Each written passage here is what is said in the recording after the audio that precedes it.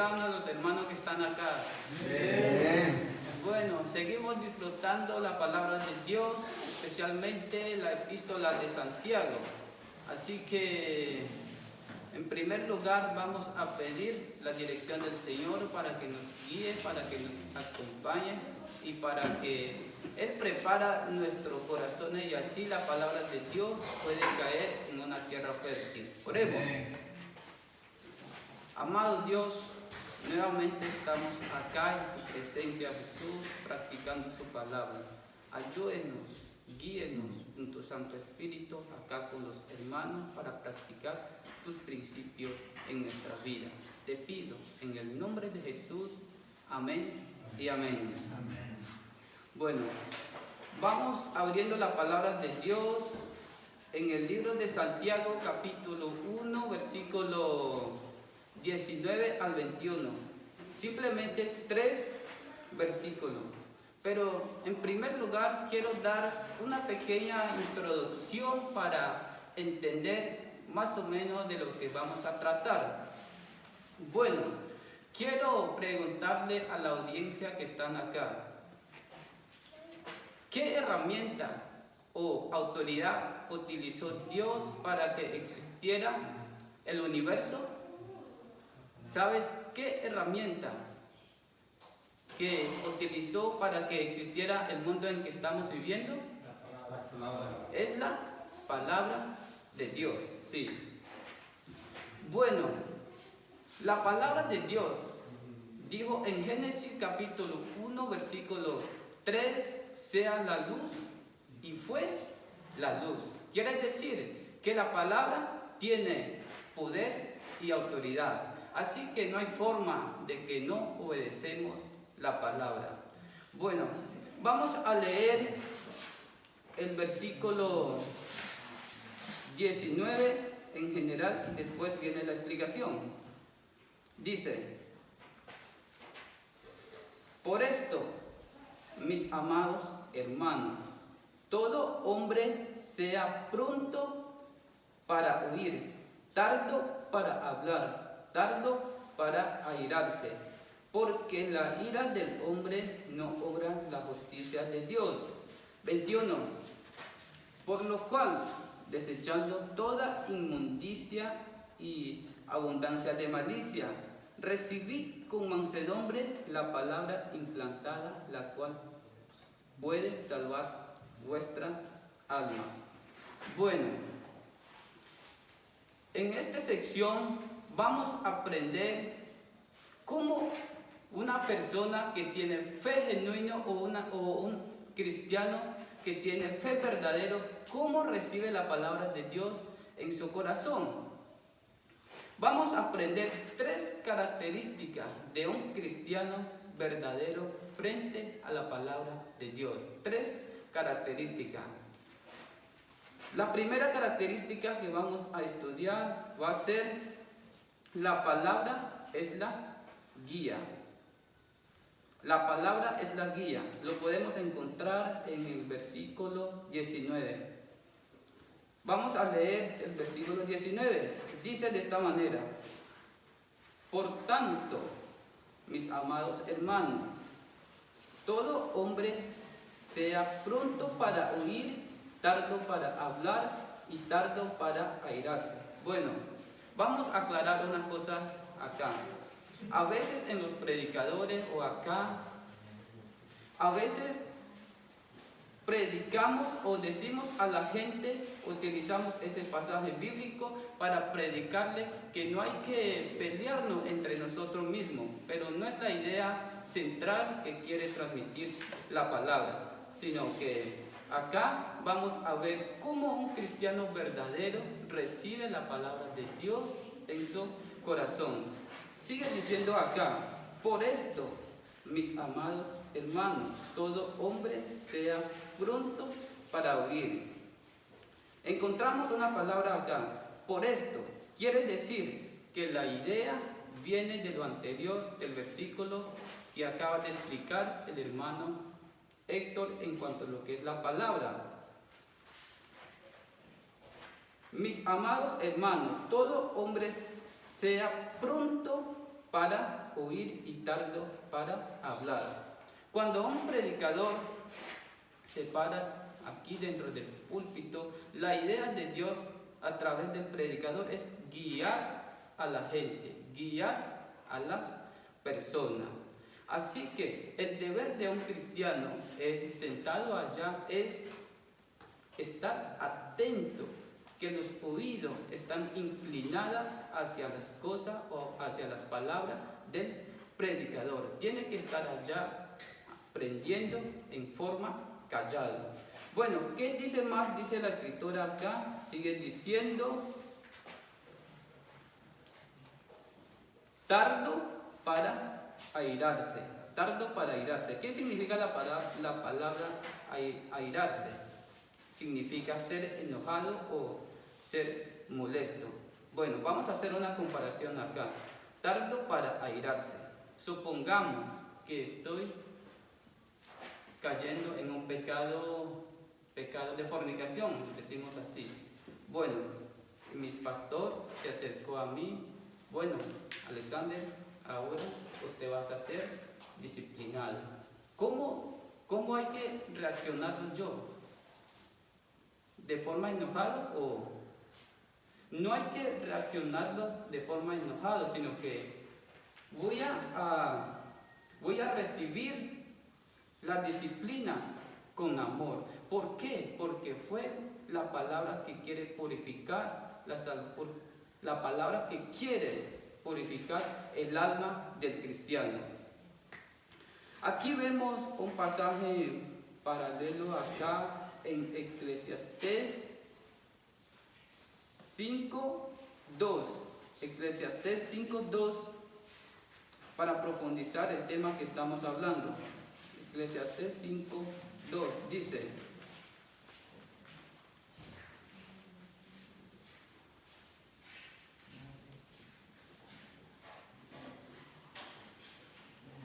Eclesiastés 5:2 dice: no te des prisa en tu boca, ni tu corazón se apresure a proferir la palabra delante de Dios, porque Dios está en el cielo y tú sobre la tierra. Por tanto, sean pocas tus palabras. Bueno, acá en Eclesiastés 5:2 viene profundizando más el tema que estamos tratando. Eso es la primera característica de la palabra de Dios para el creyente.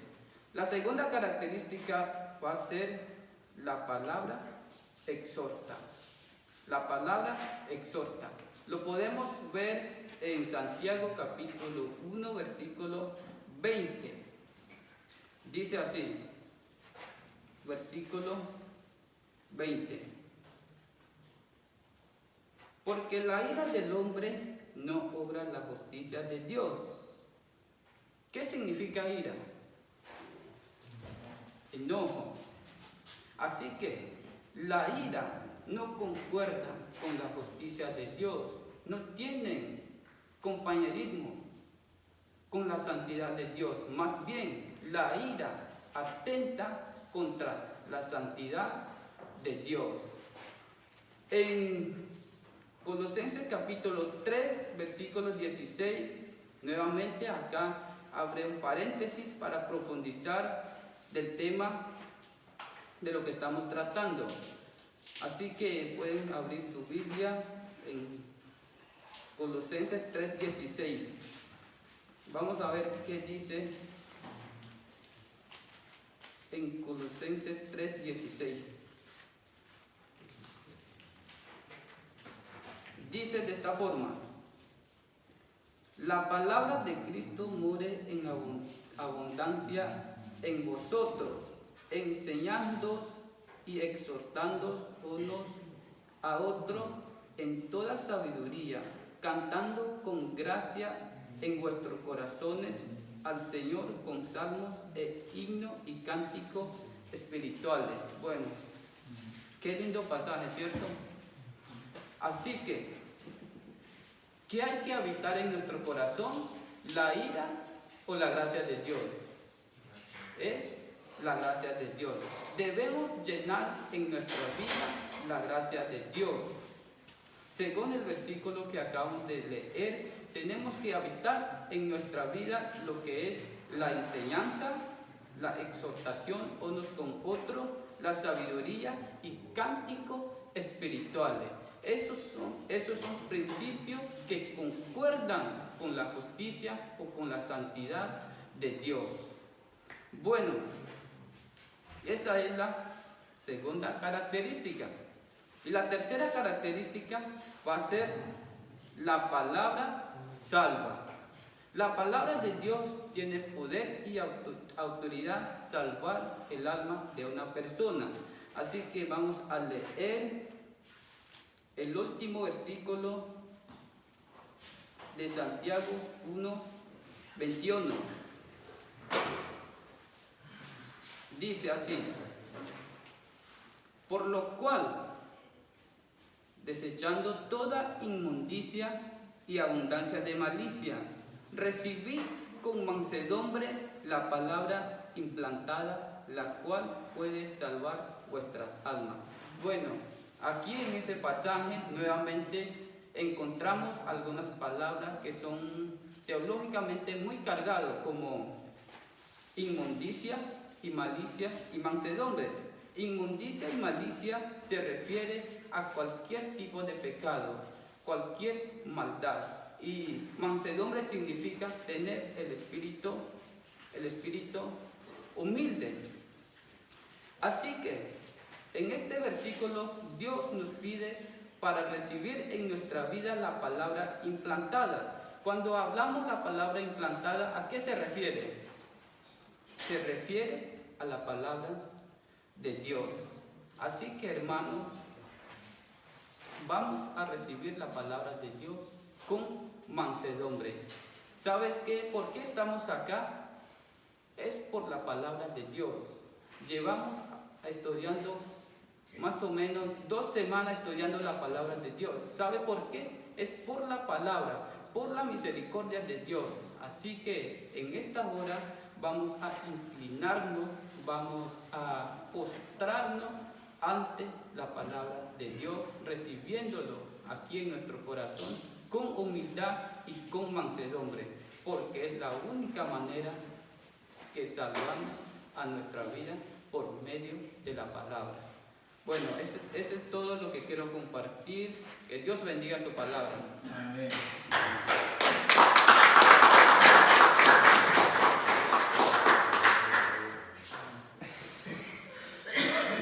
Alex, fue muy buena la presentación. Te felicito por el esfuerzo que hiciste.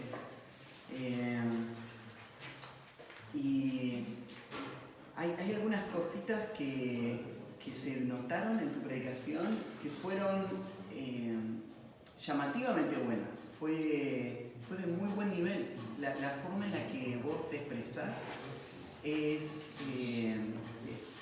de muy buen nivel. Los pensamientos que estás comunicando no son solo superficiales o alguna idea general, sino que son profundos, son temas bíblicos y teológicos que son profundos. Creo que se combinan varias cosas, las herramientas que estuviste usando, seguramente cosas que has aprendido de otros, que estás leyendo, y también una capacidad que el Señor te ha dado para poder pensar en esto y poder comunicar bien. Así que lo que veo es que hay una materia en bruto para ser pulida, pero hay mucho potencial, hay mucho que se puede desarrollar. Cuando arrancaste tu estilo de hablar con la pausa, de no hablar fluido, sino ir parando, podría parecer al principio que muestra que no va a ser claro lo que vos explicás. Pero no, la pausa no nos distrajo, todo lo que dijiste lo entendimos muy bien, no te enredaste, no te trabaste. Más bien a veces creo que es mejor ir más lento, pero más seguro, que tratar de hablar y meter la pata, ¿no? Y decir algo que no hay que decir o trabarte con lo que vas a decir. Entonces, vos fuiste bien lento, pero fue muy seguro toda la predicación. Así que eso fue muy, muy valioso. Cosas para mejorar. Bueno, por eso la conclusión.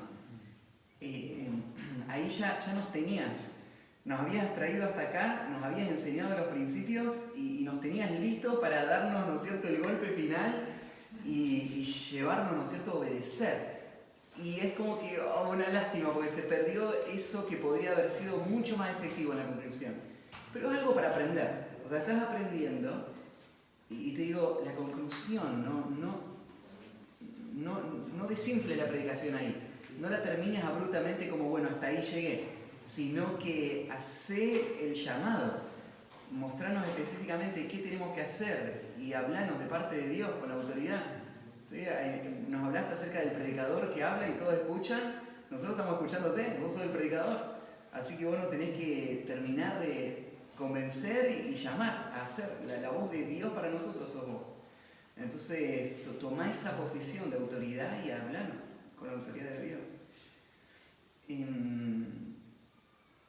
Pienso que se puede corregir también un poquito también esto que tal vez es parte de los nervios o la inexperiencia el contacto visual o la soltura para poder hablar, la movilidad.